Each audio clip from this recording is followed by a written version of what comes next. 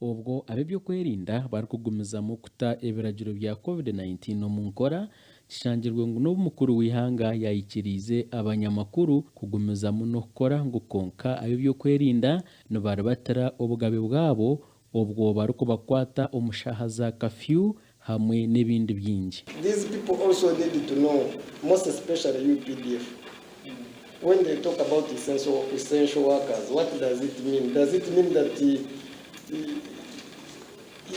you don't ask a person to explain to you because you have orders from above, you don't listen to people, these people also need to be sensitized. So abanyamakuru twine kwetu azaje ukabanza waye yanjura ukamanyisa omuntu ecyori naho kurugana n'amakuru go kwenda kandi oyine kuba no mushaba tibintu byempaka omuntu yakwanjera utakamujemesereza ukoze mirunde minje abantu binji kubakora wenda kubajemesereza batekateka maybe amakuru agayino ko kwenda gakwata mu muringo mubi.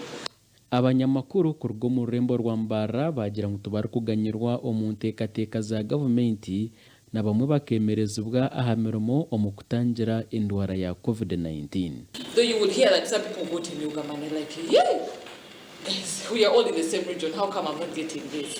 So there is that bit of either lack of sensitization or I don't get. So I think it's our rights as well, to be part and to be uniform in such things as journalists in Western Uganda. Some had to work from home, and we all know internet, sometimes it's off, sometimes it's on. Then there was even OTT, but now OTT is not even there, but we all have seen how data goes. In no second, during a meeting, internet is done.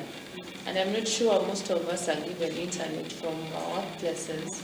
Aba bagambe ebi omu rukiko rwabo orwaba hakashi ya hotel orwaba rutebekanisiibwe ekitongore ekirukurwanirira obugabe bw'abanyamakuru omu Uganda ekya Human Rights Network for Journalists Uganda n'ekigendererwa ky'okumanya oku COVID-19 esisire emirimo y'abanyamakuru. Kizudde kira nti waliwo okutaputa obubi ebiragiro ebya COVID. Inga president agamba nti essential workers balina okutambula ebbanga lyonna ate bala DC n'aba police naddala ab'amagye bo tebabitegeera.